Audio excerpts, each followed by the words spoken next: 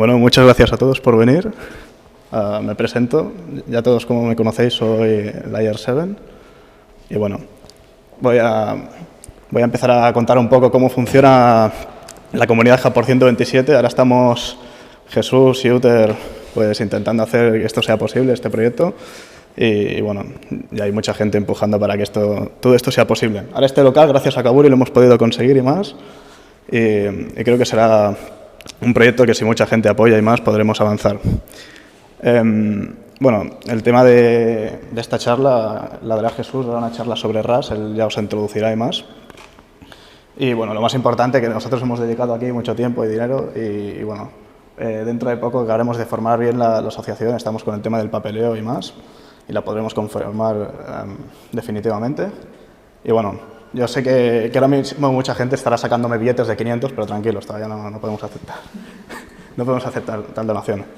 Y bueno, ya sabéis, muchos me conocen a mí, Layer 7, el guapo también de la clase, como queráis, así que bueno, voy a dejar que hable Jesús y él pueda presentar realmente lo que es el proyecto, ¿no? Y la charla. Ahí.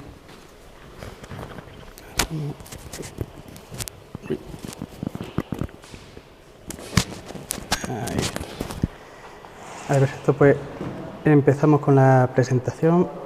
Bien. Vale, cambiamos.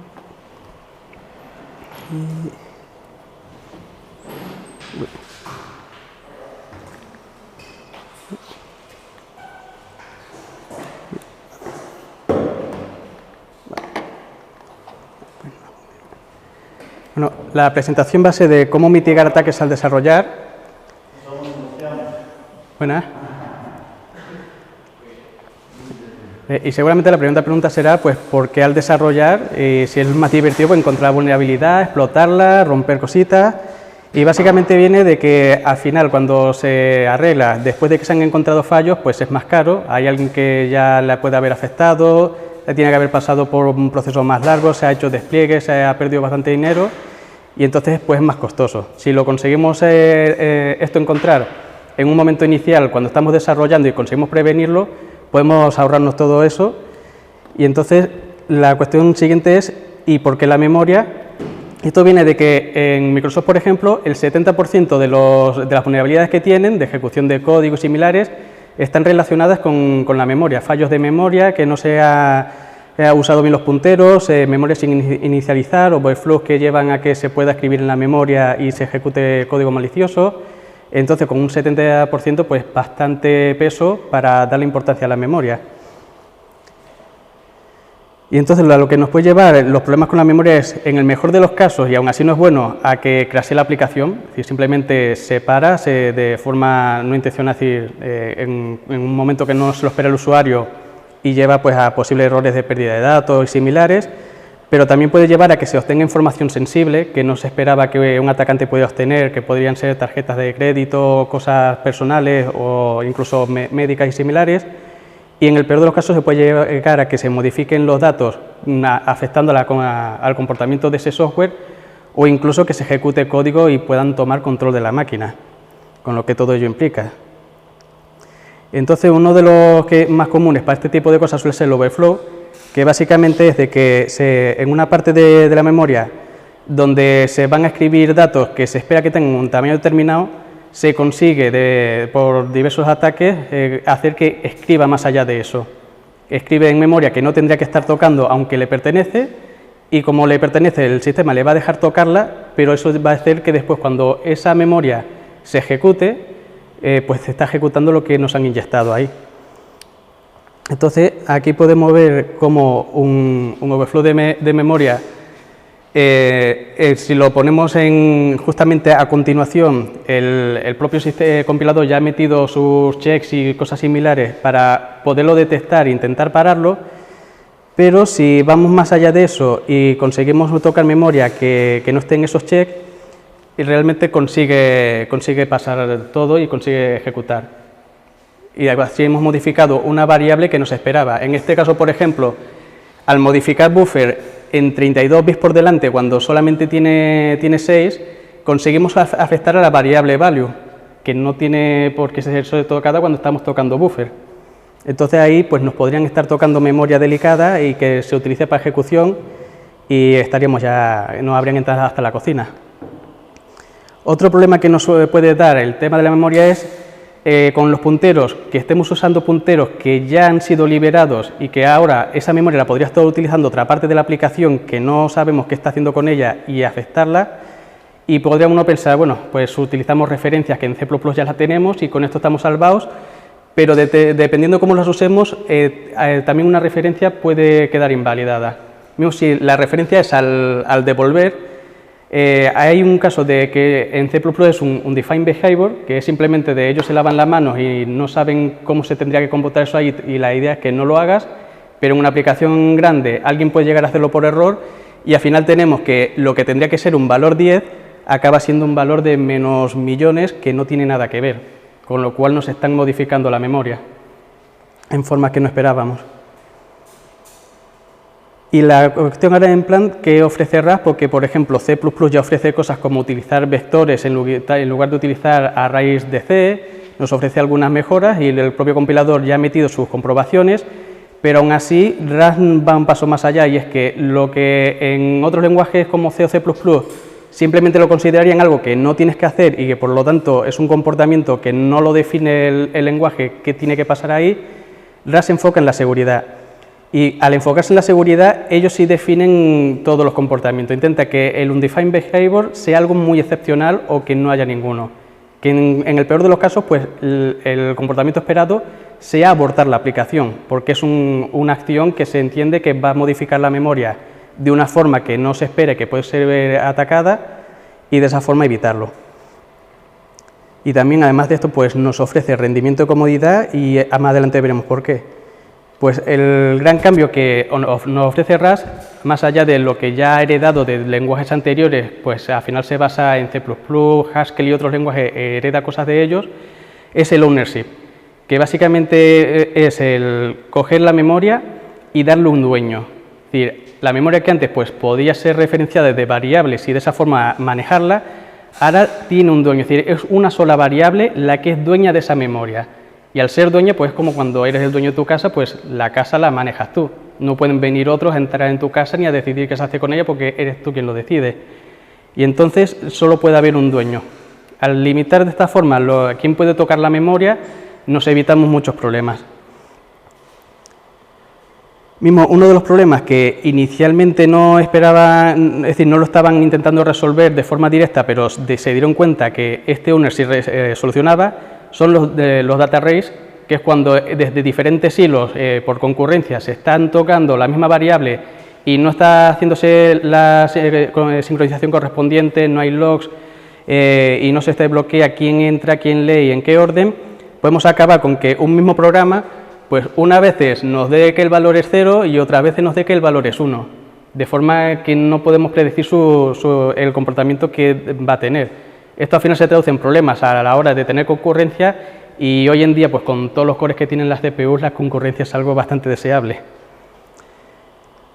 Entonces, si esto mismo lo intentásemos hacer en RAS, lo primero que nos pasaría es que el compilador directamente no nos va a dejar hacer nada.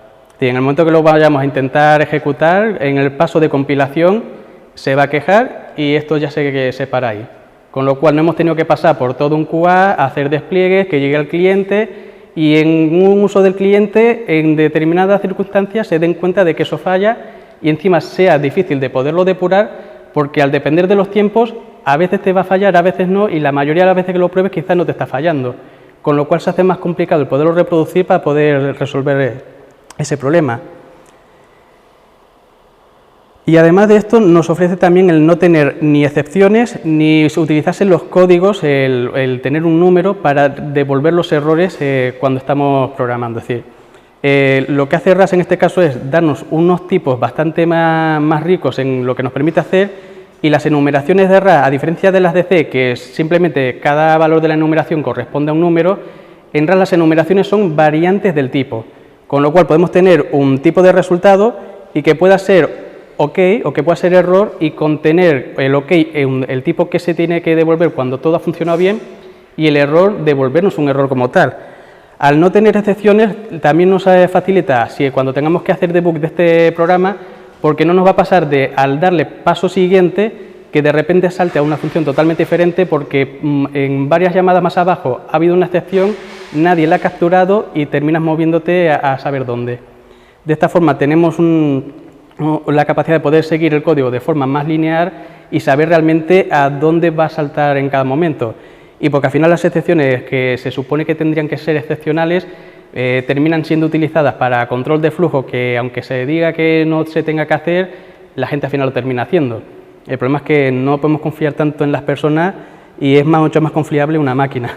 Entonces, si el compilador ya te impide que hagas este tipo de cosas, es algo que nos ahorramos. Y lo que tiene en lugar de las excepciones es el panic, que básicamente es cuando no tienes forma de recuperarte de un error, no se hace una excepción y a ver si alguien la captura, sino que se entiende que si eso no es recuperable, se aborta el programa. Es decir, es como tener el coche, te has quedado sin frenos y lo que haces es irte a un lado de la carretera para intentar que poco a poco se pare de la mejor forma posible, en lugar de intentar continuar con un error que se te vaya acumulando cuando ya las cosas no tienes cómo recuperarlas. Además de esto, los problemas que podíamos tener al utilizar punteros o cosas de este estilo, en el caso de RAS, pues obviamente en algún momento lo vas a necesitar, sobre todo si haces kernel o cosas de bajo nivel, en algún momento le tienes que decir quiero que vayas contra esta dirección concreta porque es algún dispositivo o es la salida de VGA o algo similar, y lo que va a hacer es que nos lo va a marcar con un safe. Todo ese tipo de código que puede darnos problemas va a estar muy delimitado, de forma que cuando algo falle, al primer sitio donde tenemos que ir a mirar seguramente va a ser a los unsafe que haya, y manteniendo los pequeños tenemos mucho más acotado por dónde puede venir el problema. Lo que nos permite hacer este unsafe es justamente todo lo que no nos permite el RAS de normal, que es utilizar punteros y poderlos de referenciar, ¿sí? Porque podrías estar manejando punteros, pero a la hora de acceder al valor, RAS no te va a dejar si estás usando punteros. Es decir, su idea es que utilices las referencias y las variables por ownership, y los punteros te deja asignarle valor, pero no accederlo. Ahí es cuando necesitamos entonces el unsafe, o para llamar a funciones que sean inseguras, o para variables que sean estáticas inmutables, que se entiende que pueden dar problemas porque podrían estar accediéndose desde diferentes hilos. De esta forma nos obliga a que al final tenemos que utilizar abstracciones, y estas abstracciones son lo que llaman un envoltorio seguro. Todas estas llamadas a unsafe que pueden dar problemas las van a meter en pequeños trozos de código envueltas por toda una API que te dé un acceso seguro a esto, dándote pues un vector que ya tiene sus métodos que son seguros y él internamente sabe en qué momentos tienes que utilizar el puntero y cuándo no, dándote todo tipo de smart pointers, dándote también la forma de trabajar con los archivos, de forma que no tienes que tú directamente hacerlos un save cuando ya te los da la librería estándar. Además de todo esto, nos da también un entorno bastante diferente al típico de C o C++, que es muy antiguo, por así decirlo, de utilizar sus CMakes, de Makefiles y cosas de este estilo, y nos lo cambia por cargo. Con lo que pasamos, en lugar de tener los CMakes antiguos que pones comandos y tienen que ir ejecutándose, algo bastante más declarativo donde le dices el nombre de tu paquete, versión, dependencias, y ya viene con su propio gestor de dependencias para traerte esas dependencias, compilarlas y construir todo tu software.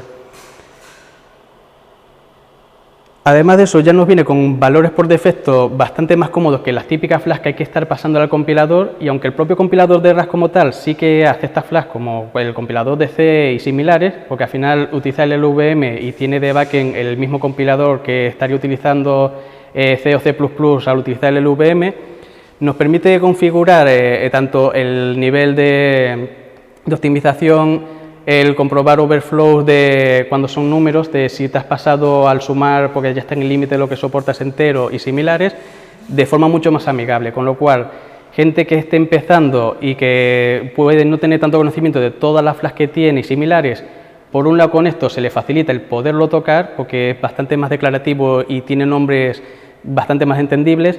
Y además viene ya por defecto con valores bastante buenos. Mismo en el caso de estar en desarrollo, te hace todo tipo de comprobaciones de overflows, te lo hace que tengas también las excepciones de debug para que salten los errores y similares, con lo cual no tiene que alguien que empieza a saber todas las flags y estar poniéndolas para de esa forma tener que el compilador le diga todo lo que está pudiendo salir mal, porque en el caso de C++, muchas de las cosas que el propio compilador puede detectar que pueden dar problemas, te las da como warning porque en sí el lenguaje lo da como que es algo válido.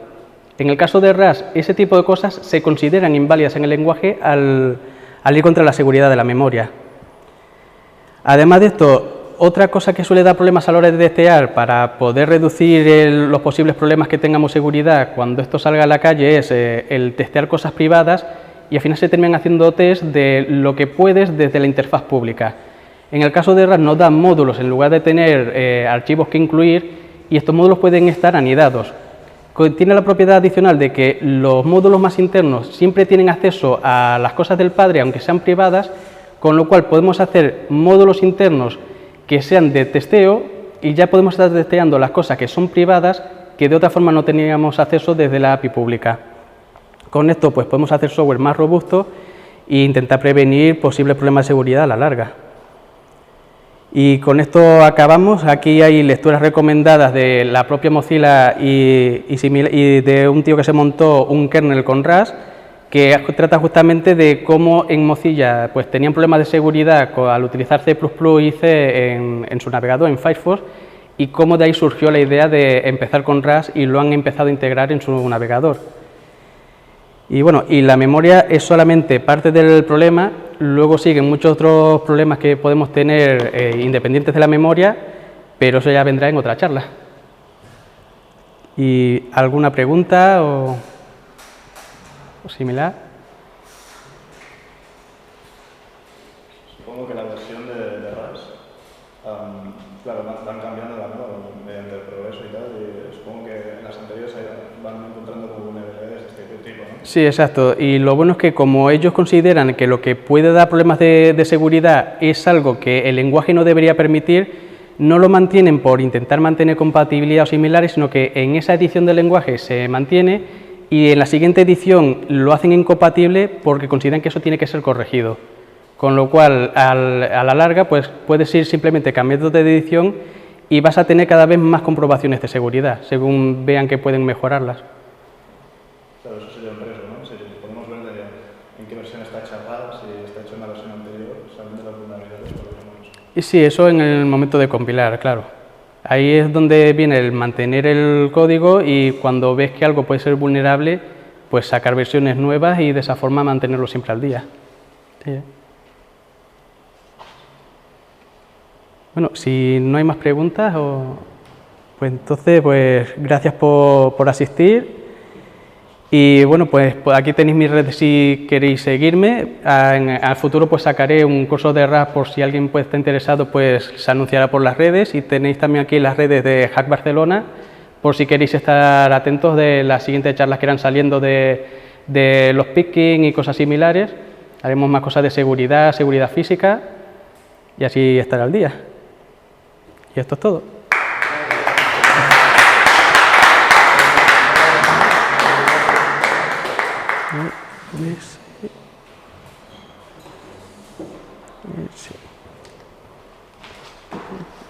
Posicionar.